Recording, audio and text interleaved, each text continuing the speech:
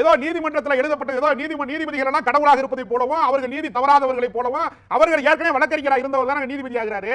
ஏற்கனவே கொலை case attend பண்ணாலே ஏற்கனவே வழக்கறிஞராக வந்து திருட்டு கேஸ் அட்டன் பண்ணாலும் ரேப் கேஸ் ரேப் பண்ணவே இல்லை சொன்ன வழக்கறிஞர் தான் ஜட்ஜா மாறுறாரு. பின்னாடி அவருடைய யோக்கியதைங்கிறத சேர்த்து தான் சிந்திக்கணும் எல்லா விஷயத்திலையும்.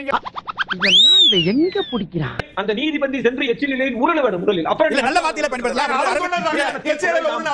நல்ல வார்த்தைங்கிறீங்க. நீதிபதிகளை குறிப்பிடும்போது நல்ல வார்த்தைகள் கேவலமான தீர்ப்பு கொடுத்தா அந்த அளவுக்கு தான் பேச.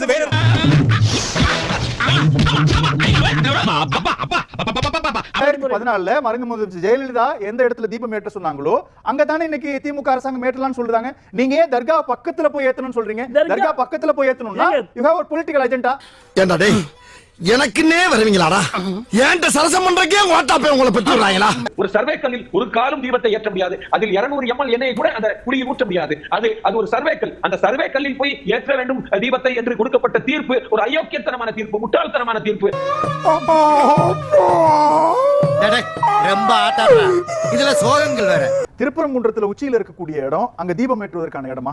ஒரு அளவை கல் இருக்கிற இடத்துல அங்கதான் தீபம் ஏற்றணும் சொல்லிட்டு சுவாமிநாதன் நீதிபதி எந்த அடிப்படையில் அந்த இடத்துல அந்த ஜட்ஜ்மென்ட் எப்படி வந்துச்சு சொல்லுங்களேன். அது அளவை கல் உங்களுக்கு எங்க இருக்கு ஆதாரம்? அது அளவை கல் இல்லைங்கிறது உங்ககிட்ட என்ன ஆதாரம் இருக்கு? அது அளவை கல்லுங்கிறதுக்கான ஆதாரம் எங்கிட்ட இருக்கு? அளவை கல் இல்லைங்கிறது உங்ககிட்ட என்ன ஆதாரம் இருக்கு? அப்படி கேளுங்க. அறிவு வரட்டும். நீதிபதி அவர்கள் தீபத்தூண் என்று சொல்லும் அந்த கல் சர்வே கல், எல்லை கல் என்பதற்கான தெளிவான ஆதாரங்கள் இருக்கு. அந்த கல்லை எடுத்துட்டு பார்த்தா அது கீழே வந்து ரவுண்ட் போட்டு ஒரு புள்ளி வச்ச மாதிரி ஒரு முத்திரை இருக்கும். இது ஒவ்வொரு சர்வேக்கள் கீழையும் இருக்கும். ஆடியோ ஆய்வு பண்ணி பாக்குறாங்க பாருங்க. இது பக்கத்துல இருக்க சர்வேக்கள் அது உடைஞ்சிருச்சு. அந்த உடைஞ்ச சர்வேக்களுக்குள்ளதான் அந்த முத்திரை இருக்கு. இந்த கல்லை எடுத்துட்டு பார்த்தாலும் அந்த முத்திரை இருக்கும். டேய் எல்லாரும் அட்ரஸ் மாத்தி கொடுத்து மாறுவேஷங்கள்ல தெரியுங்களா? அதான் நம்ம கம்பெனிக்கு சேஃப். ஆமா ஆமா. ஆவணமே இல்லையே. அங்க ஆவணமும் இல்ல, கோவணமும் இல்ல. என்ன ஆவணம் இருக்கு? அதற்கு என்ன ஆதாரம் இருக்கு? கல்வெட்டு ஆதாரம் இருக்கா? இலக்கிய ஆதாரம் இருக்கா? ஏதாவது ஒரு ஆதாரம் இருக்கா? திருமுருகாற்று படையில வந்து பாடப்பட்ட ஒரு இடம் திருப்பரங்குன்றம் அப்படி இலக்கியத்துல ஆதாரம் இருக்கு. கல்வெட்டு ஆதாரம் இருக்கு. எந்த ஆதாரத்தினுடைய அடிப்படையில் ஒரு தீர்ப்பு உங்களால சொல்ல முடியுமா? இந்த விஷயத்தை போய் நான் வெளியே சொன்னா என் நிலைமை யோசிச்சு பாடுறா.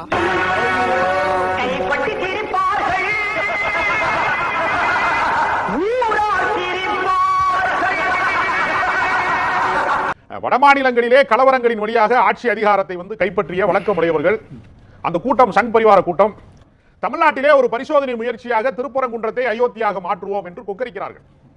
அவங்களுக்கு அவங்களுடைய அஜெண்டா ஓபனாவே இருக்கு. திருப்பரங்குன்றம் நீங்க கேட்டீங்க. திருப்பரங்குன்றம் ஏதோ போற போக்கில் நடக்கிற ஒரு விஷயம் கிடையாது. என்ன சொல்றீங்க? நேஷனல் லெவல்ல ஆர்எஸ்எஸ் தலைமை முடிவு செய்து நடத்தப்படுற ஒரு மூவ்மெண்ட் தான் திருப்பரங்குன்றம். தமிழ்நாட்டுல எந்தெந்த கோயிலும் ஒரு லிஸ்ட் போட்டுருக்காங்க. அந்த லிஸ்ட்ல 15-20 ஆமா எல்லாம் சேர்த்து 175 மசூதியை தமிழ்நாட்டுல எடுக்கணும். கரெக்டா கட்டுட்டா. எவ்வளவு நல்ல தெரியுமா? ஆசை கொடுத்தது தனியா இருக்கு. அது எவ்வளவு தெரியுமா? எவ்வளவு கொடுத்துருக்காங்க தெரியுமா உங்களுக்கு? அதை எடுத்து சொல்லுங்க சார். இல்ல சார், நான் இப்ப உங்ககிட்ட சொல்றேன். அதானிக்கு ஒரு சதுர மீட்டர் ₹1 டோரண்ட் பவருக்கு 6000 ரூபாய்க்கும் மோடி கொடுத்தாரா இல்லையா? சொல்றா என்ன பேசுறா ஏதாவது பேசுறா. நான் கேக்குறேன், ஆகம விதிப்படி ஏன் தூண்ல ஏத்தற? 2017 ஜஸ்டிஸ் கல்யாண சுந்தரம் மரியாதைக்குரிய ஜஸ்டிஸ் பவானி சுப்ராயன் 2 பேர் அமர்வுல ஜஸ்டிஸ் சொல்லிருக்காங்க, இந்த மண் என்பது சோசியல் ஹார்மனிக்கு பேர் போனது. இங்க நூற்றாண்டுகளா தீபம் ஏற்றப்பட்டு இருக்கு. இஸ்லாமியர்களும் அதில் பங்கேற்கிறார்கள், மற்ற மதத்தினரும் பங்கேற்கிறார்கள். அப்படி இருக்கக்கூடிய சூழல்ல ஆகம சாஸ்திரத்தில் இல்லாத ஒன்றை வரி முக்கியம் கலவரத்தின் நோக்கத்திற்காக இந்த நீதிமன்றத்தை பயன்படுத்த எத்தனிக்கிறார்கள். ஆகவே இந்த நீதிமன்றம் இந்த வழக்கை கிழிச்சு குப்பையில போடுதுன்னு சொல்லி முடிச்சிட்டாங்க சார். ஆஹா சூனா போனா ஒவ்வொருத்தருக்கு வேகத்தை பார்த்தோம்னா அவன் அருமை வறுமைக்கு ஆபத்து வந்துரும் போல் இருக்குடா. எவ்வளவு கோயில் காணாம போயிருக்குங்க? எப்ப இருந்து எடுங்க? எவ்வளவு கோயில் காணாம போயிருச்சு? ஒயிட் பேப்பர் கொடுத்துட்டாங்க. 1800 ல எடுங்க. ஈஸியா எடுங்க. 1000 கோடிக்கு கோயில் அமைதியாக பேசுங்க. இல்ல அமைதியாக பேசுங்க. 3500 கோயில்களுக்கு அமைதியாக பேசுங்க. 1000 கோடி நிலம் சங்கத்தை திருடி எல்லாத்துக்கிட்ட பேசுங்க. நீங்க பண்ணுங்க. இந்த கடவுளுக்கு பாதுகாப்பு. சரி சரி, அதுக்கு இதுக்கு சரியா போச்சு. 3 நாட்களுக்கு முன்னால் டெல்லியில் இருக்கக்கூடிய RSS அலுவலகத்துக்கு கார் பார்க்கிங்குக்கு இடம் போதவில்லை என்பதால் கரோல் பார்க்கிங் 1400 ஆண்டுகளுக்கு முற்பட்ட ஒரு கோவில் இடிக்கப்பட்டிருக்கு. இது தேசிய அளவில் 3 நாட்களாக சுற்றி கொண்டிருக்கக்கூடிய ஒரு செய்தி. இவர்களுக்கு தமிழ்நாட்டை பற்றி பேசவோ, தமிழ்நாட்டில் எந்த விதமான விஷயங்கள் கோவில் சார்ந்த நடைமுறைப்படுத்தவில்லை என்பதை பேச எந்த அருகதையும் இல்லை. நீ கேட்ட ஒவ்வொரு கேள்வி என்ன செருப்பால் அடிச்ச மாதிரி இருக்குடா. மாதிரி இல்ல, உண்மையிலே செருப்பால தான் அடிச்சேன். சரி, ஃபீல் பண்ணாத. இன்னைக்கு முருகன் மாஞ்சு கத்துனாரு. எந்த முருகன்? எல் முருகன். தமிழ்நாட்டுக்கு ஒரே ஒரு நபருக்கு வேலை கொடுக்கறது மாதிரி ஒரு தொழிற்சாலை கொண்டு வந்தது சொல்லுங்க. சார் வேலையில்லா திண்டாட்டம் எப்படி சார் குறையும்? நான் இதுக்கு பதில் ஒற்றை வரல சொல்லணும்னா ஜெய் ஸ்ரீராம், ஜெய் ஸ்ரீராம், ஜெய் ஸ்ரீராம். எப்படி ராம் ஜென்மபூமி கோவில் வேற இடத்துல ரீலோகேட் பண்ணாங்களோ அது போல இந்த தர்காவை நீங்க ரீலோகேட் பண்ணிக்கங்க. பிரச்சனை இவங்க பண்ணுவாங்களா? தர்காவை ரீலோகேட் பண்ணணும்னு சொல்லுவாங்களா? சொன்ன பிறகு இதுவரைக்கும் இல்லாத நடைமுறையை புதிய நடைமுறை உருவாக்கணும்னு சொல்லிட்டு ஒரு தீர்ப்பு வாங்கிட்டு வருவாங்களா? வந்துட்டு அதை அனுமதிக்கணுமா? ஒரு தடவை ஏத்திட்டா அதை வச்சுக்கிட்டு அப்புறம் வந்து அதை வந்து மூமெண்டா மாத்திடுவாங்களாமா? அப்ப இதுல தான் அஜெண்டா இருக்கு. இதை தடுக்கிற இடத்துல எங்க அஜெண்டா இருக்கு? இதுல எது அஜெண்டா இருக்கு? தர்காவை ரீலோகேட் பண்ணணும்னு ஹெச் ராஜா பேசுறது சரியா தவறா? பிஜேபியினுடைய பிரதிநிதி சொல்லட்டும்.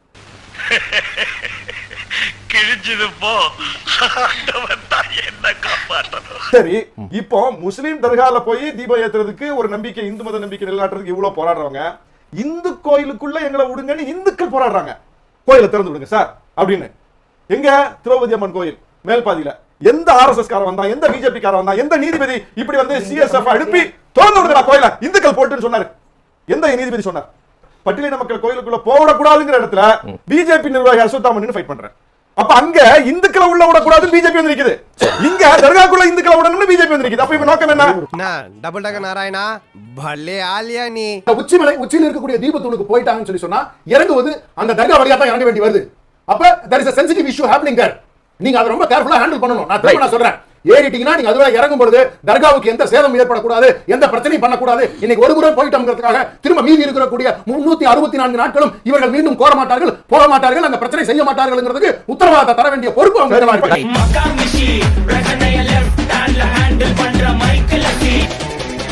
வந்துட்டாயா மத நல்லிணக்கத்தை சீர்குலைப்பது அப்படின்றது திமுக தான். நீதிமன்ற உத்தரவை பின்பற்றி இருந்தா இந்த பிரச்சனைக்கே காரணம் இல்லை அப்படின்றார். ஒரு தாசில்தார் ஒரு ஆர்டர் போடுறார், அதுக்கு மேல ஒரு டிஆர்ஓ தாசில்தார் ஒரு ஆர்டர் போடுறார், கலெக்டர் ஒரு ஆர்டர் போடுறார், கலெக்டர் ஆர்டர் தான் ஃபைனலா இருக்கு. திடீர்னு ஒரு தாசில்தார் வந்து நான் ஒரு உத்தரவு போடுறேன், கலெக்டர் ஆர்டர் செல்லாது அப்படின்னு போட்டா அது சட்டப்படி செல்லுமா செல்லாதா? நிச்சயமா செல்லாது. Very good sir. இதுக்கு பேர் தான் போட்டு வாங்குறது. அப்படின்னா give and take policy.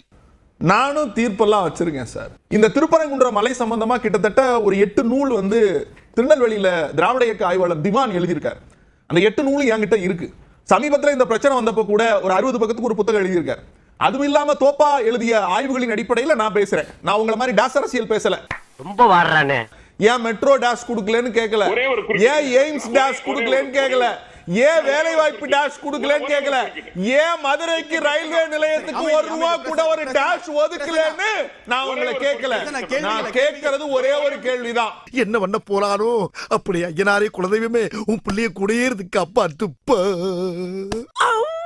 2014 justice Venugopal ஒரு அற்புதமான கேள்வி கேட்கிறார். பிரேயர் என்ன? தீபத்தூண்ல விளக்கேத்தணும், அது ஆகம விதி அப்படின்னு சொல்றீங்க. அப்ப ஜட்ஜி கேட்கிறாரு, ஆகம விதி எங்க இருக்கு காட்டு. எவ்வளவு வருஷமா அந்த ஆகம விதியை நடைமுறைப்படுத்திருக்கீங்க? இதெல்லாம் இப்ப இல்ல, 2014. காலங்காத்தால் சிக்கிட்டமே. சுப்பிரமணியன் போய் என்ன சொல்றாரு? இது எங்களுடைய உரிமை, இட் இஸ் மை ரைட். இந்திய அரசியலமைப்பு சட்டம் ஆர்டிகல் 25(1) கீழ் கொடுக்கப்பட்டிருப்பது என்னுடைய உரிமைன்னு போறார். அப்ப கோயில் நிர்வாகத்தை கூப்பிட்டு கேக்குறாங்க, நீங்க கார்த்திகை தீபம் ஏத்துனீங்களா இல்லையா? இப்ப நீங்க எல்லாம் அடிச்சு கப்சா ஒன்று கூப்பிட்டு இருக்கீங்களே, கார்த்திகை தீபம் ஏத்தல, கார்த்திகை தீபம் ஏத்தலன்னு. கார்த்திகை தீப திருநாள் அன்று திருப்பரங்குன்றத்தில் நீ சிரித்தாள்னு எப்போதும் ஏற்றுகிற நூற்றாண்டு மண்டபத்தில் கார்த்திகை தீபம் ஒளிவிட்டு எழுந்தது. திருப்பரங்குன்ற மக்களோடு இணைந்து இஸ்லாமிய பெருங்குடி மக்களும் அந்த தீபத்தை வணங்கினார்கள். உனக்கு வேணும்டா, உனக்கு இது வேணும், இந்த வேணும், உன் புத்திய செருப்பாலேயே அடிக்கணும்டா. நீங்க என்ன சொல்றீங்க? ஒரு கல் இருக்கு, அந்த கல்லுல தான் ஏத்தணும்னு சொல்றீங்க. 2014 ஜட்ஜி கேட்ட ஒரே ஒரு கேள்வியை இப்பவும் சொல்றேன். Essential religious practice is protected. நான் ஒத்துக்கிறேன். என்னன்னா, நான் கோயிலுக்கு போகணும், நான் சாமியை கும்பிடணும், சாமியை கும்பிடுறதை யாரும் தடுக்க கூடாது. ஆனா an optional religious practice is not. அந்த optional religious practice என்ன தெரியுமா சார்? பார்ப்பனர்கள் தின்னுட்டு போட்ட அந்த மிச்ச மீதி எச்சி இலையில எங்களை மாதிரி சூத்திரர்கள் உரளணும்னு தீர்ப்பு கொடுத்தீங்கல்ல, அதுதான் optional, essential, not essential religious practice. இவன் ஒருத்தே அமுக்கிற இடத்திலேயே அமுக்கி கைய கலட்டிடுவான் போல் இருக்கு. அவருக்கு மேல இதே சுப்பிரமணியன் போறார். 2017 ஜஸ்டிஸ் கல்யாண சுந்தரம், மரியாதைக்குரிய ஜஸ்டிஸ் பவானி சுப்ராயன் 2 பேர் அமர்வுல கலெக்டர் ஒரு உத்தரவு போடுறார். அந்த 2 அமர்வுல கடைசி பாரா ரொம்ப ரொம்ப முக்கியம். ஜஸ்டிஸ் சொல்லிருக்காங்க, இந்த மண் என்பது சோசியல் ஹார்மனிக்கு பேர் போனது. இங்க நூற்றாண்டுகளா தீபம் ஏற்றப்பட்டுகிட்டு இருக்கு. இஸ்லாமியர்களும் அதில் பங்கேற்கிறார்கள், மற்ற மதத்தினரும் பங்கேற்கிறார்கள். அப்படி இருக்கக்கூடிய சூழல்ல ஆகம சாஸ்திரத்தில் இல்லாத ஒன்றை, வரி முக்கியம், கலவரத்தின் நோக்கத்திற்காக இந்த நீதிமன்றத்தை பயன்படுத்த எத்தனிக்கிறார்கள். ஆகவே இந்த நீதிமன்றம் இந்த வழக்கை கிழிச்சு குப்பையில போடுதுன்னு சொல்லி முடிச்சிட்டாங்க சார். கலெக்டர் ஆர்டர் போட்டார் சார். 2 நீதிபதி அமர்வுக்கு மேல நீங்க உச்ச நீதிமன்றத்துல தான் போய் உங்க டாஸ் தீர்ப்பை வாங்க முடியுமே தவிர ஒரு தாசில்தார் திரும்ப 2 நீதிபதி போட்ட தீர்ப்பை மாத்த முடியாது சார். என்னப்பா பண்ண சொல்ற முருகன்? ஒவ்வொருத்தரோட வாழ்க்கையும் தாறுமாறா விளையாடுறான்ப்பா. அப்படியே தீர்ப்பு போட்டாலும் நான் ஒரு வழக்கறிஞரா சொல்றேன், 30 நாள் எனக்கு கால அவகாசம் இருக்கு அப்பீல் போறதுக்கு. அப்பீலே போகாம நீ இன்னைக்கே நிறைவேற்றணும், இன்னைக்கே மலையில இருந்து குதிக்கணும், இன்னைக்கே எச்எல்ஏல போய் நிக்கணும், இன்னைக்கே புல்டோசர் நடத்தணும். இது என்ன சர்வாதிகாரமா சார்? என் சர்வீஸ்ல இந்த மாதிரி ஒரு கேவலமான ஜென்மத்தை நான் பார்த்ததே இல்ல சார். அமைச்சர் சேகர் பாபு மேல அவ்வளவு கோபம் வருதுன்னா சும்மா சொல்லு. வேணாம், சும்மா சொல்லு. அசிங்கமா இருக்கும். அசிங்கமா இருக்கும். நீங்க கடலூர் பண்ருட்டி நகர் குருலட்சுமி அம்மாள் அறக்கட்டளை 1.8 ஏக்கர் 100 கோடி மதிப்பு, அதை ராமச்சந்திரன் என்பவரிடமிருந்து மீட்டுட்டாங்க. அவர் யார் தெரியுமா? பக்தர், பாஜக காரர். தஞ்சாவூர் பந்தநல்லூர் பசுவதீஸ்வரர் சுவாமி கோயில் 1664 சதுர அடி, 21.63 லட்சம். ராதா, பாஜக. சென்னை முத்துக்குமாரசாமி கோயிலிடம் தம்புச்செட்டி தெரு 5395 சதுர அடி, 10 கோடி பெருமானம், ஆறுமுகம், பாஜக. அப்படி சொல்லி தங்கம். கன்னியாகுமரி பகவதி அம்மன் கோயில் அகஸ்தீஸ்வரம் 36 சென்ட், வேதாந்தம் விசுவ இந்து பரிஷத். கன்னியாகுமரி வெள்ளிமலை பாலசுப்ரமணியன் கோயில் 1500 சதுர அடி, 10 லட்சம், ஆலய முன்னேற்ற சங்கம். கேட்டுக்க.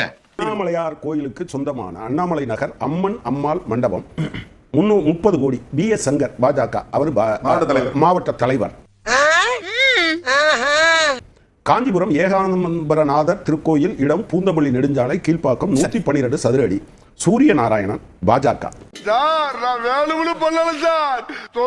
காஞ்சிபுரம் ஏகாம்பரநாதர் திருக்கோயில் இந்து முன்னணியினர் பாஜகவோட கையில வச்சிருந்தாங்க. பூந்தமல்லி நெடுஞ்சாலை 1399 சதுர அடி, 1.5 கோடி, ஸ்ரீகண்டன், இந்து மகாசபா. தலைவர்களே, இவங்க ஏன் இப்படி கதறாங்கன்னு தெரியுதா? இந்த இடத்தை எல்லாத்தையும் அமைச்சர் திராவிட மாடல் முதலமைச்சர் கொட்ரா, உன்னால முடிஞ்ச வரைக்கும் கொட்ரா. இந்த தலைப்பை ஒட்டிய கேள்வி மக்கள் மன்றத்தில் முன் வச்சிருந்தோம். மக்கள் என்ன தீர்ப்பு சொல்லியிருக்காங்க அப்படின்றத பார்க்கலாம். திருப்பரங்குன்றம் விவகாரத்தில் தமிழ்நாடு அரசு உச்சநீதிமன்றத்தை நாடி இருப்பது உரிமையை நிலைநாட்டுவதற்கா அல்லது தவிர்த்திருக்கலாமா அப்படின்னு 2 வாய்ப்புகளை கொடுத்திருந்தோம். உரிமையை நிலைநாட்டு அப்படின்னு 72 விழுக்காட்டிலும், தவிர்த்திருக்கலாம் அப்படின்னு 28 விழுக்காட்டிலும் வாக்களிச்சிருக்காங்க. என்னடா கோரசா துப்புறியே? நிச்சயமாக என்னை பொறுத்தவரை இன்று காலை முதலமைச்சர் போட்ட ட்வீட் அல்லது அவர் எழுதிய விஷயம் என்பது அவர் எழுதியதில்லை. திருப்பரங்குன்றம் மக்களின் மனங்களில் என்ன இருக்கிறதோ அதைத்தான் அவர் அங்கே பிரதிபலித்திருக்கிறார் என்று நான் நினைக்கிறேன். திருப்பரங்குன்றம் மக்கள் கார்த்திகை தீபம் அரசு ஏற்றியதை உற்சாகமாக வரவேற்றார்கள், கொண்டாடினார்கள். ஆனால் கலவர தீபத்தை ஏற்ற முயன்றவர்களை அரசு கைது செய்த போது, காவல்துறை கைது செய்த போது திருப்பரங்குன்றம் மக்கள் ஒட்டுமொத்தமாக நின்று கை தட்டினார்கள். செய்யுங்களா? 3 நாட்களுக்கு முன்னால் டெல்லியில் இருக்கக்கூடிய RSS அலுவலகத்துக்கு கார் பார்க்கிங்குக்கு இடம் போதவில்லை என்பதால் கரோல் பார்க்கிங் 1400 ஆண்டுகளுக்கு முற்பட்ட ஒரு கோவில் இடிக்கப்பட்டிருக்கு. இது தேசிய அளவில் 3 நாட்களாக சுற்றி கொண்டிருக்கக்கூடிய ஒரு செய்தி. இவர்களுக்கு தமிழ்நாட்டை பற்றி பேசவோ, தமிழ்நாட்டில் எந்த விதமான விஷயங்கள் கோவில் சார்ந்த நடைமுறைப்படுத்தவில்லை என்பதை பேச எந்த அருகதையும் இல்லை. நீ கேட்ட ஒவ்வொரு கேள்வி என்ன செருப்பால் அடிச்ச மாதிரி இருக்குடா. மாதிரி இல்ல, உண்மையிலே செருப்பால தான் அடிச்சேன். சரி, ஃபீல் பண்ணாத. முதலில் இது கார்த்திகை தீபத்தை முறையாக ஏற்றியிருக்கிறது, தீபம் ஏற்ற வேண்டிய இடத்திலேயே ஏற்றியிருக்கிறது. ஒரு சர்வே கல்லில் அரசு ஏற்ற அனுமதிக்காதன் வழியாக ஒரு பெரிய பிழையை தடுத்திருக்கிறது. ஒரு சர்வே கல்லில் ஒரு காலம் தீபத்தை ஏற்ற முடியாது. அதில் 200 ml எண்ணெயை கூட அந்த குழியில் ஊற்ற முடியாது. அது ஒரு சர்வே கல். அந்த சர்வே கல்லில் போய் ஏற்ற வேண்டும் தீபத்தை என்று கொடுக்கப்பட்ட தீர்ப்பு ஒரு அயோக்கியத்தனமான தீர்ப்பு, முட்டாள்தனமான தீர்ப்பு. அந்த தீர்ப்பை யார் கொடுத்திருந்தாலும் அந்த தீர்ப்பை நாம் எதிர்க்க வேண்டும். அந்த தீர்ப்புக்கு எதிராக நாம் மேல்முறையீடு செய்ய வேண்டும். என்ன பேச்சு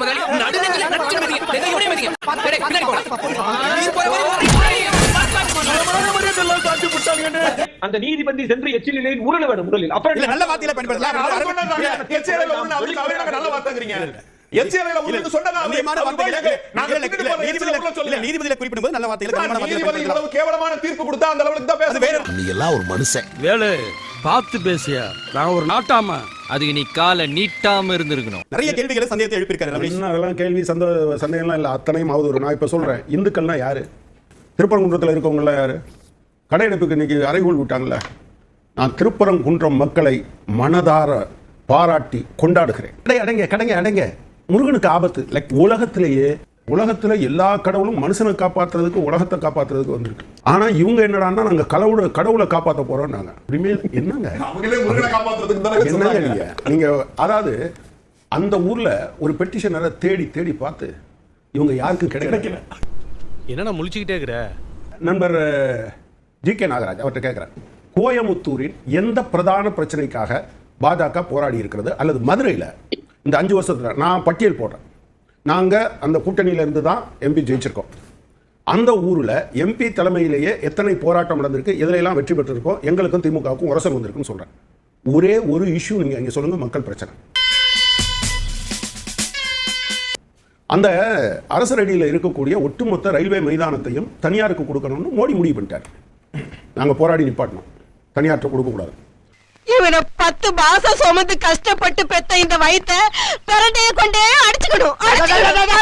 ஒரு 12,000 வீடுகளுக்கு பட்டா இல்லைன்னு நாங்க போனோம். அண்ணன் மூர்த்தி, அமைச்சர் மூர்த்தி கூட கோபம் வந்தது. ஆனா நாங்க அதுக்கு பின்னால பேசணும். இன்னைக்கு பெரும்பாலான பகுதிகளுக்கு அந்த பட்டாவை கொடுத்திருக்காங்க. நீங்க மக்களுடைய வாழ்வாதார பிரச்சனை ஒண்ணுல நீங்க போராடணும்னு சொல்லுங்க சார். சூப்பர். இன்னைக்கு முருகன் மாஞ்சு கத்துனாரு. எந்த முருகன்? எல் முருகன். தமிழ்நாட்டுக்கு ஒரே ஒரு நபருக்கு வேலை கொடுக்கறது மாதிரி ஒரு தொழிற்சாலை கொண்டு வந்தது சொல்லுங்க சார். வேலையில்லா திண்டாட்டம் எப்ப சார் குறையும்? நான் இதுக்கு பதில் ஒற்றை வரல சொல்லணும்னா ஜெய் ஸ்ரீராம், ஜெய் ஸ்ரீராம், ஜெய் ஸ்ரீராம். நாளுக்கு நாள் விலைவாசி Jai Shriram, Jai Shriram, Jai Shriram. Sir gas cylinder விலை எப்ப சார் குறையும்? ஜெய் ஸ்ரீராம். இந்த ஈன பொழப்புக்கு பேசாம எங்கயாவது போய் என்ன தொழிற்சாலை தமிழ்நாட்டுக்கு ஒன்றிய அரசாங்கம் கொண்டு வந்திருக்கு உங்களுக்கு ஏதாவது தெரியுதா?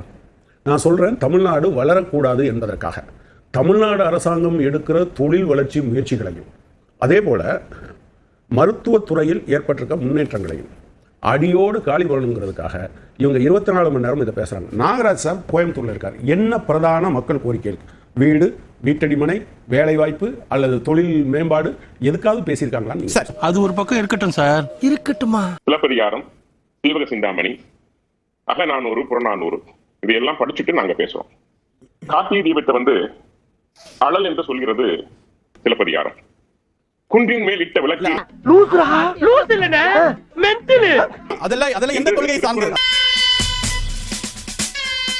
திருப்பரங்குன்றத்துல உச்சியில இருக்கக்கூடிய இடம் அங்க தீபம் ஏற்றுவதற்கான இடமா? ஒரு அளவைக்கல் இருக்கிற இடத்துல அங்கதான் தீபம் ஏற்றணும் சுவாமிநாதன் நீதிபதி எந்த அடிப்படையில் அந்த இடத்துல வந்தாரு? அந்த ஜட்ஜ்மென்ட் எப்படி வந்துச்சு சொல்லுங்களேன். அது அளவைக்கல் உங்களுக்கு எங்க இருக்கு ஆதாரம்? அது அளவைக்கல் இல்லைங்கிறது உங்ககிட்ட என்ன ஆதாரம் இருக்கு? அது அளவைக்கல்ங்கிறதுக்கான ஆதாரம் எங்கிட்ட இருக்கு? அளவைக்கல் இல்லைங்கிறது உங்ககிட்ட என்ன ஆதாரம் இருக்கு?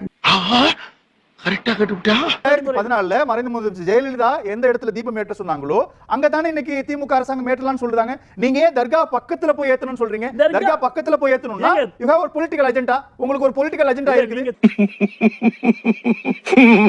பிரச்சனை செய்வதற்கு தூண்டி கொண்டிருப்பது இந்த அரசாங்கமும் இந்த ஆட்சியை நடத்துகின்ற தலைவர்கள். ஒரே ஒரு கேள்வி. இல்ல ஒரு நிமிஷம். நித்யானந்தம் ஒரே ஒரு கேள்வி. எந்த விதமான அரசியல் கிடையாது. ஆனால் அங்க போய் பேசக்கூடியவங்க ஏன் பாரத் மாதா கி ஜெய் என்ற கோஷத்தை எழுப்பணும்? அதற்கான அவசியம் ஏன் வருது? பாரத் முருகருக்கு ஒரு அரோகரா கோஷம் எழுப்பலாம். ஆமாங்க. ஏன் பாரத் மாதா கி ஜெய் என்ற கோஷம் எழுப்பணும்? அதுதான் சார் அங்க பிரச்சனையே. எப்படி சிக்கிரிக்கம் பாத்தியாப்பா? 1920 ஒரிஜினல் சூட்டின்படி கோயிலுடைய இடம் என்று வரையறுக்கப்பட்டிருக்கிறது. 1923 லோயர் கோர்ட்ல கொடுத்த தீர்ப்பை ஏற்றுக்கொண்டிருக்கிறது. அங்கே நெல்லித்தோப்பு என்ற ஒரு இடம் இருக்கிறது. அங்கே தர்காவை சார்ந்தவர்கள் அவர்களுடைய பிணங்களை புதைப்பதற்கான இடமும் இருக்கிறது. அங்கே படிக்கட்டும் இருக்கிறது. அந்த படிக்கட்டு வழியாக தர்காவிற்கு போகலாம். அது அவர்களுடைய சொந்தமான இடம், அவர்களுக்கான உரிய இடம். கொஞ்சம் அமைதியா இருங்க. எனக்கு தெரியுங்க, உங்களுக்கு தெரியாது. பேசாம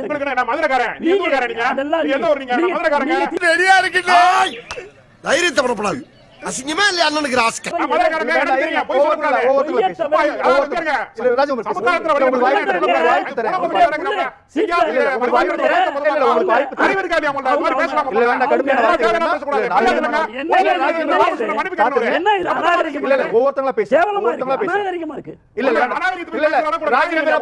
தனிப்பட்ட தாக்குதல் இல்ல, ரொம்ப இன்டெலெக்சுவலா பேசலாம், நிதானமா பேசலாம், பொறுமையா பேசலாம். உன்னோட நேர்மை இது. நித்யானந்தம் சார், உன்னோட நேர்மை இது. வாயை மூடிட்டு உட்கார். இல்ல ராஜகம்பீர பாஸ், நித்யானந்தம் இருக்க. பொறுமையில பேசுறாரு. என்ன கஷ்டம் இது? பேசுங்க. நாய் மாதிரி குலைக்கல. இல்ல உங்களுடைய கருத்து சொல்லுங்க, அடுத்து ஓவியா பேசுவாங்க, உங்களுக்கு பதில் சொல்லுவாங்க. ஒரே ராஜகம்பீர பாஸ், நீங்க என்ன பண்ணீங்க? இல்ல கருத்து ஏதோ நீதிமன்றத்தில் எழுதப்பட்ட ஏதோ நீதிபதிகள் எல்லாம் கடவுளாக இருப்பதை போலவும் அவர்கள் நீதி தவறாதவர்களை போலவும் அவர்கள் ஏற்கனவே வழக்கறிஞராக இருந்தவர் தான் நீதிபதி ஆகிறாரு. ஏற்கனவே கொலை கேஸ் கட்டன் பண்ணாலே, ஏற்கனவே வழக்கறிஞராக வந்து திருட்டு கேஸ் கட்டன் பண்ணாலும், ரேப் கேஸ் ரேப் பண்ணவன ரேப் பண்ணவே இல்லை சொன்ன வழக்கறிஞர் தான் ஜட்ஜா மாறுறாரு. பின்னாடி அவருடைய யோக்கியதைங்கிறத சேர்த்து தான் சிந்திக்கணும். எல்லா விஷயத்திலையும் நீங்க ஆவணமே இல்லையே, அங்க ஆவணமும் இல்ல கோவணமும் இல்ல, என்ன ஆவணம் இருக்கு? அதற்கு என்ன ஆதாரம் இருக்கு? கல்வெட்டு ஆதாரம் இருக்கா? இலக்கிய ஆதாரம் இருக்கா? ஏதாவது ஒரு ஆதாரம் இருக்கா? திருமுருகாற்று படையில வந்து பாடப்பட்ட ஒரு இடம் திருப்பரங்குன்றம் அப்படி இலக்கியத்துல ஆதாரம் இருக்கு, கல்வெட்டு ஆதாரம் இருக்கு. எந்த ஆதாரத்தினுடைய அடிப்படையில் ஒரு தீர்ப்பு உங்களால சொல்ல முடியுமா? ஏன் திமுங்களா எப்படி? அதான் முதல்ல நானும் யோசிக்கிறேன், ஆனா எதுவும் வரமாட்டேன். அரசியல் சாசனத்தின்படி வழங்க வேண்டிய தீர்ப்புகளை நான் மனு தர்மத்தை பின்பற்றுகிறேன், நான் சனாதனவாதி என்று பகிரங்கமாக டிக்ளேர் பண்ணக்கூடிய பிரகடனப்படுத்தக்கூடிய ஒருவருடைய தீர்ப்பை குறித்து எந்த விமர்சனமும் இல்லாமல் ஏற்றுக்கொள்ள வேண்டும் என்று நீங்கள் சொல்வது நீதிபதியை ஃபாலோ பண்ணல. அரசியல் சாசனத்தை ஃபாலோ பண்ணணும் நான் சொல்றேன். நீதிபதி சனாதனத்தை படிச்சுட்டு ஜட்ஜ் ஆகிறவரே இல்ல, அதுல என்ன அவரு அரசியல் சாசனத்தை படிச்சுட்டு சட்டத்தை அம்பேத்கர் எழுதி அரசியல் சாசனத்தின் வழியாக தான் ஜட்ஜ் ஆனாரே தவிர மனு தர்மத்தின் அடிப்படையில் ஆகல. அப்போ அதுதான் அப்போ அவங்களுடைய அஜெண்டா என்னங்கறதை எச் ராஜா வெளிப்படுத்தி விட்டார். பாபர் மசூதியை அகற்ற வேண்டும்னு அவங்க மூவ்மெண்ட் எடுத்தாங்க, வன்முறையாக அகற்றினார்கள். அகற்றியவர்கள் மீது இதுவரைக்கும் தண்டனை இல்லைங்கிறத திரும்ப திரும்ப நம்ம சொல்லிட்டோம். அப்போ இதே மாதிரி தர்காவை ரீலோகேட் பண்ணணும், அகற்றணும்னு ஹெச் ராஜா சொல்றாரு. இந்து முன்னணி அவருக்கு பின்னாடி நிக்குது, பிஜேபி பின்னாடி நிக்குது, உள்ளூர் திருப்புரங்கன்றவங்க நிக்கிறாங்களா இல்லையா, வெளியூர்ல இருந்து வந்து இவங்க நிக்கிறாங்க. இவங்க இப்ப மேல ஏறணும்னு துடிக்கிறாங்க, அதுக்கு ஒரு ஆணையம் வாங்கிட்டு வர்றாங்க. இவங்களை விட்டு அங்க இடிக்கப்பட்டுச்சுன்னு தர்கா நீதிபதிகள் தண்டனை கொடுப்பாங்க. இடிச்சவங்களுக்கு பாபர் மசூதி இடிச்சவங்களுக்கு தண்டனை கொடுத்தாங்க. ஒண்ணு அந்த தூண்ல தீ ஏற்றுறதுக்கு உதாரணம் சொல்லுங்க, அல்லது இவங்க நீதிமன்றத்தில் வாக்குறுதி கொடுத்தபடி நடந்துப்பாங்கிறதுக்கு உதாரணம் சொல்லுங்க.